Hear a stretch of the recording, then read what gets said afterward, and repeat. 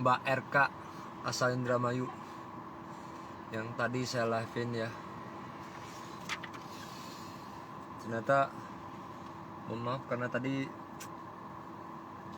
kan mbaknya pakai hijab, jadi gua nggak berani ya buat karena gua respect sama dia, jadi gua nggak berani minta lihat, apalagi dia seorang wanita ya.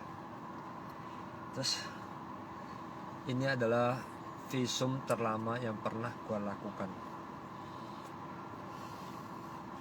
Gua kasih lihat dulu guys ya, satu foto. Ini telinga, ada ngeliat nggak? Ada bengkak di daun telinga. Itu bengkakannya sudah mengeras, besar di sini. Kan tadi dia pakai hijab, kita nggak kelihatan ya. Dia di sini besar, bengkak 2. 4 indera ini mungkin semua udah rusak. Ini telinga mending kah kalau cuman gendang telinga aja yang cacat ya? Daun telinga aja yang cacat. Gendang telinganya bisa pecah guys. Gendang telinganya bisa pecah. Lo bayangin bagaimana itu orang memukulin Mbak ini sampai gendang telinganya bisa pecah. Bentar ya.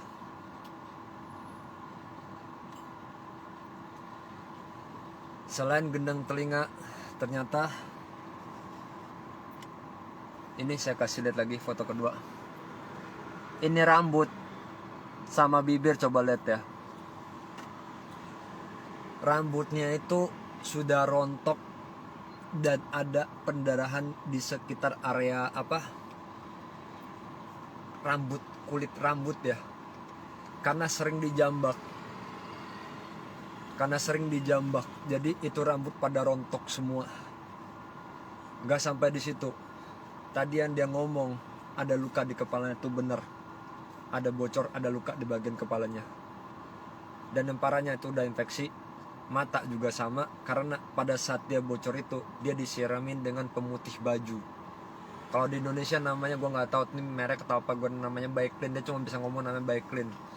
Jadi matanya ini kena Baiklin, maka tadi dia sempat bilang saya udah nggak bisa ngelihat rada jelas kok, karena mata udah nggak bisa ngelihat. Jadi matanya ini udah rabun, mungkin ada kena saraf mata, masih dalam pemeriksaan. Tulang ininya juga ada bengkok ya, ini nggak parah banget.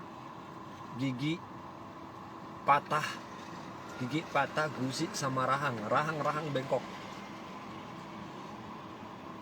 Badan penuh lepuh, bekas bakar yang digosok, ini fakta. Di sini semua luka, banyak luka gitu ya, luka luar, memar. Nggak sampai di sana. Yang paling gua sedih apa? Mohon maaf nih ya, di bagian kewanitaannya itu bengkak. Ternyata bengkak karena ditendang. Bagian kewanitaannya bisa bengkak. Ini tadi ibunya nggak ngomong, udah visum baru tahu. Udah tuh sekujur badannya tuh, tangan kaki bengkak semua, memar, nggak tega gua liatnya, bener sumpah demi Allah. Sekujur badannya tuh. Ini masih belum dicek. Gua nggak ngerti bagian dalam organ tubuhnya, nggak itu bagian rahim atau bagian tulang. Ini masih dalam visum. Belum lagi bagian otak, nggak tahu ada pendarahan apa enggak, ini masih belum diketahui. Tapi gue dari ini aja gue udah bisa memastikan ini benar-benar udah kayak penyiksaan. Udah tuh mulai kita deketin, ini dia baru mulai ngomong 1,5 tahun, 1 tahun 4 bulanan. Hampir setiap hari dia itu digebukin terus-terusan. Dan dia sudah sampai kebal dan pasrah pada saat digebukin. Dia sempat bilang juga, saya udah nggak ngerasa sakit kalau udah dipukul, itu terakhir kok. Dia kayaknya udah berserah sama yang di atas.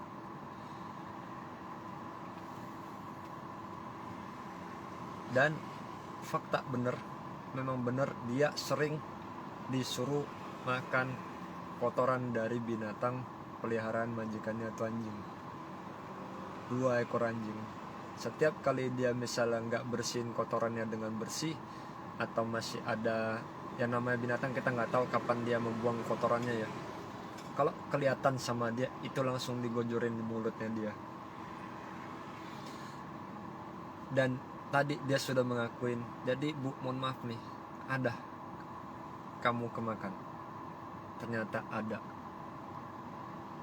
dia sempat kemakan kotorannya tersebut. Wah, gua tadi ngeliat itu memar-memarnya bener-bener nggak tega banget. Pada saat dokter bilang itu kemaluannya juga bengkak, kita udah bener apaan sampai sebegitunya. Gendang telinga bisa pecah aja kita udah heran. Kita berantem bagaimanapun ya, yang cowok pasti tahu gendang telinga bisa pecah bro. Lu bayangin seberapa kuat itu mukulnya dan seberapa sering.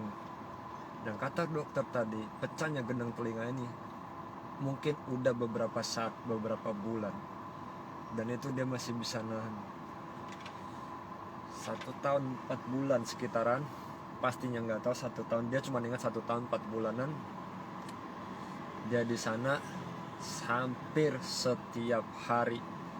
Tidak bisa menghubungi siapapun karena HP-nya tuh dipecahin. Sejak dia masuk ke rumah itu, HP sudah dipecahin, sudah disita, sudah dibuang, dipecahin terus dibuang. Ingin keluar rumah, ternyata rumahnya itu dikunci, banyak CCTV, dan CCTV-nya itu ada infra. Jadi begitu dia keluar dari rumah itu, CCTV-nya berdering, ada orang lewat, sensor orangnya tuh tahu HP majikan berdering, dia langsung dikejar, dijambak, ditarik masuk ke rumah, digebukin. Setiap kali gebuk itu ditutup semua tirainya. Tapi ya, untuk keluarga di Indonesianya, ibu, bapak, untuk orang tua, baik suaminya juga, bapak, ibu, tenang aja. Ini Mbak RK sementara udah aman barengan saya ya. Dan tuh saya udah minta bantuan juga ke Depnaker sama Imigrasi Taipei. Gue thank you banget buat Imigrasi Taipei yang udah bantuin. Gue thank you banget juga sama terakhir ini PWNI juga udah menghubungin. PWNI, KDI, bagian PWNI bilang mau menangani sampai tuntas.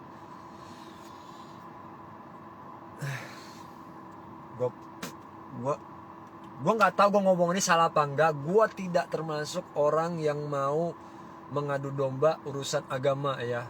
Cuman yang gue sakitin adalah Mbak ini tadi ngomong, yang belakang juga dengar ya Bu ya. Ini orang sering mojok-mojokin seperti kayak, lu nggak usah kamu sembah lagi Allahmu karena dia nggak mungkin nolongin kamu. Lu lihat keadaan kamu begini, nggak ditolongin juga kamu. Hidup lu tangan gua katanya. Gua dari ucapan ini gua bener-bener jujur ya, gua pengen ngomong nanti salah. Nggak gua ngomongin, tapi ini fakta. Jadi tolong jangan ada terpicu amarah karena ada omongan seperti ini. Karena ini ada pengakuan dari mbaknya, dan kebetulan gue di sini ada 2 saksi juga, mereka juga mendengar.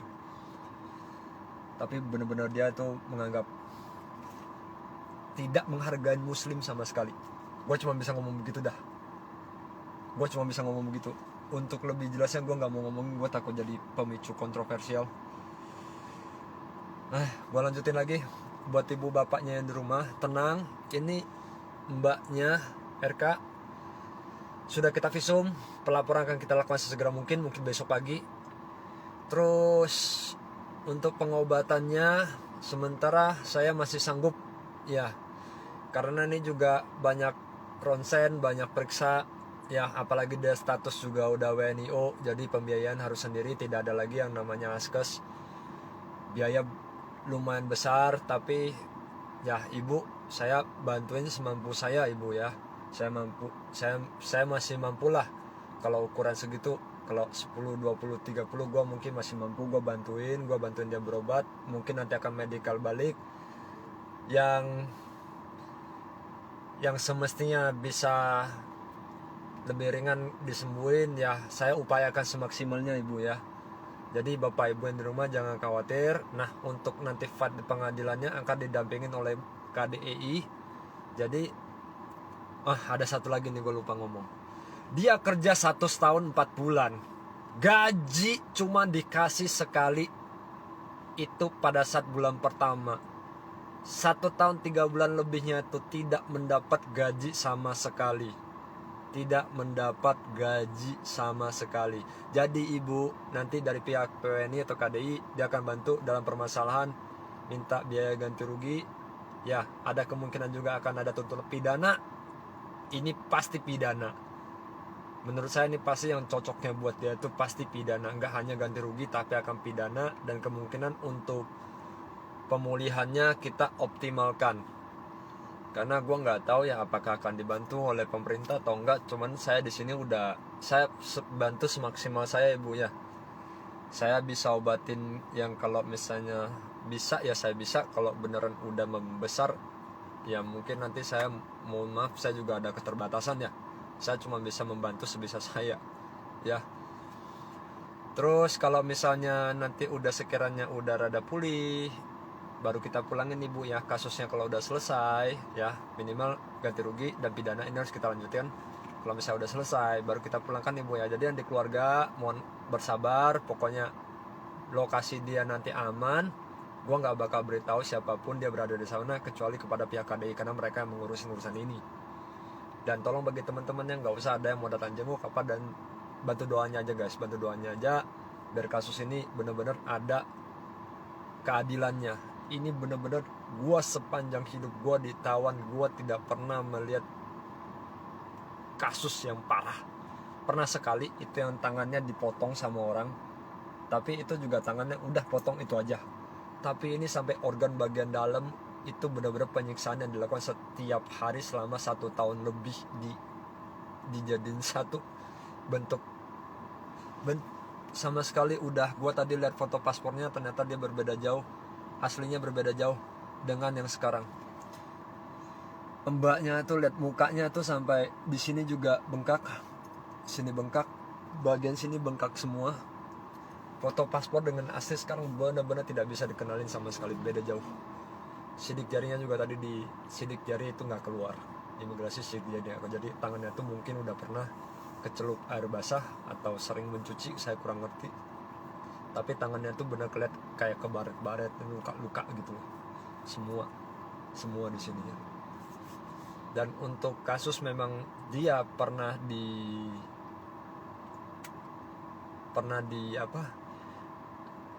menjatuhkan gelas, terus dipaksa tanda tangan surat hutang piutang sampai 1 juta NT ya. Dan dia itu disuruh untuk melakukan mohon maaf jual diri atau apa, pengakuan banyak tadi benar itu, tapi dia tidak melakukan dan tidak mengiyakan. Sampai disuruh jual obat-obat terlarang juga untuk melunasin hutang itu. Padahal tuh gelas sama tuh sayur paling berapa duit, tapi dikali-kali kan bisa sampai 1 juta.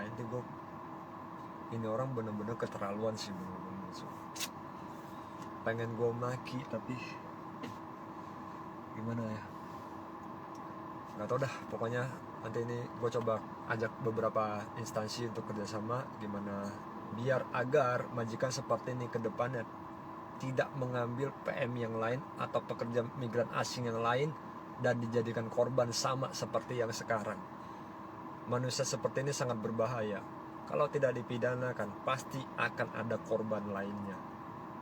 Dan sekali lagi ucapan saya terhadap kalian para PMI yang berada di Taiwan, tolong jangan berpikiran kabur. Ini bukan kasus pertama saya. Beberapa bulan lalu juga ada beberapa kasus sama penganiayaan yang dilakukan oleh majikan ilegal. Ini sangat rentan terjadi. Ya, jangan berpikiran mau kabur. Daripada kalian kabur, mending milih pulang. Kalau misalnya kalian mau pulang tidak diizinkan oleh para agensi atau penerjemah, bisa hubungin KDI, pasti dibantu. Ya, jangan memilih kabur, mending pulang saja. Materi jangan dicari, karena gua hampir setiap hari ngurusin yang begini-begini aja udah cukup, udah bener-bener. Dan kabar terakhir sebelum saya tutup, buat keluarga Mbak Y asal Trenggalek yang kemarin jatuh dari kamar mandi, buat adiknya yang bekerja sebagai TNI, mohon maaf saya nggak bisa bantu banyak, pihak medis juga nggak bisa bantu banyak. Mbak Y sudah berpulang, innalillahi. mohon maaf kita udah maksimal dah, dan mungkin pemulangan nanti akan diurus oleh KDI Bank PWNI dan akan gua dampingin. Mungkin mohon maaf ya, gua belum muslim, tapi gua ada keinginan kalau misalnya nanti dimandikan atau diyasinin, saya pengen hadir. Gua cuma minta izin itu aja dari keluarganya, kalau bisa diizinin saya bakal datang. Dan untuk proses pemulangannya saya serahkan semua kepada KDI, semoga cepat dipulangkan.